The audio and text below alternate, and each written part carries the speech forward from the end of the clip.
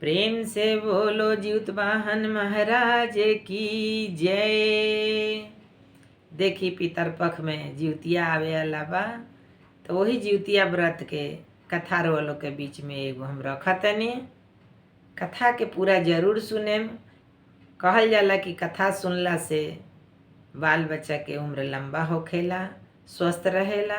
तो कथा के पूरा जरूर सुनेम आ कमेंट करके बताएब कि कथा कैसन लागल। तो देखी एगो राजा रहले आ उनका 2 गो बेटी रही। तो दोनों राजे कुमारी रही और दोनों जब बड़ हो गईली त राजा बियाह करे के सोचले।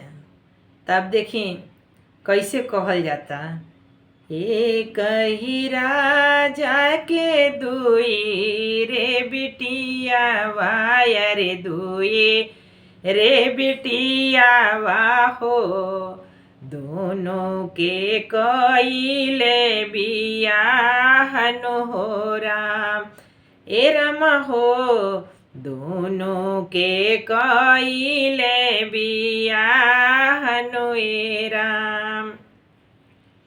देखी 2 गो बड़ी सुंदर बेटी रही। तो कहल बा कि नाम के प्रभाव बहुत पड़ेला, यही से अच्छा अच्छा नाम रखे के चाहिए कि अच्छा प्रभाव पड़ी। तो राजा एगो के नाम चिल्हो रखले रहलन, एगो के नाम सियारिन रखले रहलन। तो चिल्हो तो बहुत बढ़िया रही, लेकिन सियारिन तो सियारिने जैसा रहली। अब देखी राजा दोनों के बड़ घर में बियाह कैले। दोनों ही बेटिया के बर घर बियाहले, अरे बर घर बियाहले हो, ना जाने करम तोहारनु हो राम। ए राम हो, ना जाने करम तोहारनु हो राम। देखी माई बाप अच्छा घर में बियाह कर देवेला, लेकिन अब बेटा बेटी के भाग जाने की केकरा भाग में का सुख लिखल बा। दोनों जनी बियाह करके 2 घर में गईली और खुशी आनंद से रहे लागल लोग। अब देखी चिल्हो के तो बाल बच्चा भइल और जियल भी, और सियारिन के बाल बच्चा तो होत रहे, लेकिन सब मर जात रहे। जी हाँ, सियारिन जे रहली बड़ा दुखी रहत रहली। तब एक दिन चिल्हो कहली, ए बहनिया काहे इतना दुखी रहत तारू। तब सियारिन कहत रे, का कहीं बहिना, हमरे बेटा बेटी तो होता, लेकिन एकहू जियत नहीं खे। कोनो उपाय तो बताई तू, आखिर तोहर बेटा बेटी कैसे जियता आ हमार काहे मर जाता। तब चिल्हो कहत रे, के बहनी हम एगो व्रत करीले जेकर नाम जीवतिया है, ओके खड़जीवतिया भी कहल जाला आ जीवतवाहन बाबा के पूजा कइल जाला। उहे व्रत तुहू कर त तहरो लइका लोग रही लो धरती पर। से तू कुछ करबे न करेलू तो हम कैसे का कहीं। चिल्हो कहली आ सियारिन सुनली। तब सियारिन विचार कैली, आ विचार करके कहतरी, ए बहनिया ठीक बा, कबे आई ई दिन हमरो के बताई हा। तब सियारिन कहली जब ये बात के, तो चिल्हो कहतरी कि ठीक बा, जब हम तिथि आई तो तोहके बताए। त ई एक दिन चिल्हो कहली सियारिन से कि बहनी 7वीं के दिने, भादो के महीना में पितरपक्ष में 7वीं के दिने नहाय खाए होला, और 8वीं के दिन उपवास कइल जाला, 9वीं के पारण होला, ई निर्जला व्रत रहेला। कहली सियारिन कि ठीक बा बहनी, हम करे, कम से कम कैला से हमारे यदि औलाद बच जाई तो हम जरूर करें। और अब उ दिन आ गईलख, पितरपक्ष में 7वीं के लोग नहाय खाए कैलख और 8वीं के व्रत रहल लोग। दिन भर खुशी आनंद से चिल्हो भी रह गईली, सियारिन भी रह गईली। लेकिन जब रात भइल तो सियारिन से अब रहल नहीं खे जाता। अब परेशान बारी, काहे कि उनका के भूख परेशान कैले बा।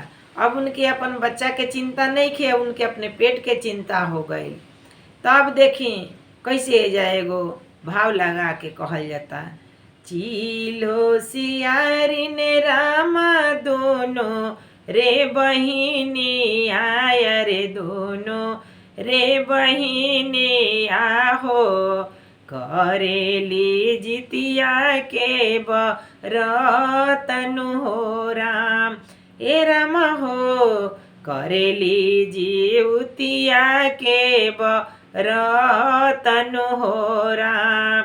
नीरजल निराहार रहली अष्टमी के दीनावा रे अष्टमी के दीनावा हो सुबह से होई गईले सामन हो राम। ए राम हो साझवा से होई गईले रातनु हो राम। अब देखी अब सियारिन देखा तारी कि हमार बहिन त निर्भेद सूत गईल बारी, लेकिन उपवास में नींद पूरा कहाँ आवेला। लोग कहेला कि पूरा ना सूते के चाहिए, यही से कुछ कुछ सूता कुछ कुछ जाग। अब देखी चिल्हो त जागले रहली आ सियारिन के लागल कि हमार बहिन सूत गईल बारी, और सियारिन चल गई मरघटिया में और जा कर के वहाँ से अपन आहार उठा के ले ली और अपना घोंसला में बैठ के आ खात रहली। इतने में आवाज गईल उनका बहिन के कान में, त कहतरी चिल्हो कि ना बहनी ई का आवाज करता पटर पटर, तू कुछ खात बारू का। त कहतरी सियारिन कि ना बहनी जान तारू हम एने घूमतनी त हड्डिया पट पट करता, ओने घूमतनी त हड्डिया पट पट करता। तब देखी कैसे कहतरी सियारिन दिन भर के भूखल बहिनी नींदी यो नया वे अरे नींदी यो नया वे हो करवट फेरते हड्डिया फूटेला हो राम। हे राम हो करवट फेरते हड्डिया टूटेला हो राम। अपना बहिन के ये कुली कही के आ समझा देहली, लेकिन चिल्हो अपना मन में विचार करता रे कि हमहू तो भूखल बानी, हमरे हड्डिया नईखे बाजत, एकर हड्डिया काहे बाजता। फिर कहली कि अच्छा हो सकेला ई कबो नईखे कैले आज कैले बिया, यही से एकर हड्डिया बाजता। फिर उनका मन में शक भइल आवाज सुन के, तो उठ के गईली त देखा तारी कि उ त अपन आहार भक्षण कर रहल बाड़ी। तब कहतरी चिल्हो का बहिनी दिन भर रहिए के का कैलू, तहरा अपना बाल बच्चा खातिर तनिको फिक्र नइखे। हई मध्य रात्रि में तू आहार करतरुआ कहतरु कि हड्डी टूटता। अब त चिल्हो के कहला का बाद में सियारिन के कुछ बोली नइखे निकलत और सियारिन के आँख से आंसू बहे लगता। और फिर देखी और फिर उनका औलाद होता, फिर ख़त्म हो जाता। फिर ओकरा बाद में उनका सियारिन के ज्ञान होखता और अगला साल फिर बढ़िया से सियारिन भी व्रत के कैली और उनके बाल बच्चा भइल और उनके बेटा बेटी धरती पर रह गए।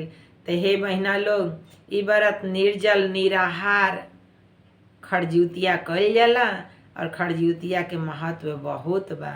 कई बजे पारन बा एहू के देखावल जाला। प्रेम से बोली जिउत वाहन महाराज की।